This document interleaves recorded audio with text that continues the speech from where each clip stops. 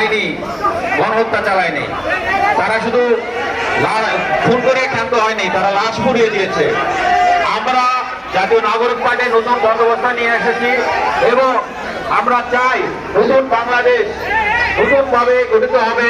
সেক্ষেত্রে বাংলাদেশের নতুন বাংলাদেশ গঠিত হবে। আবু সাইদ মুক্ত। এই আপনারা যারা সমস্যা করতেছেন, প্লিজ আপনারা ধারণ করুন, আমাদেরকে ধারণ করুন। সকলে দিল্লি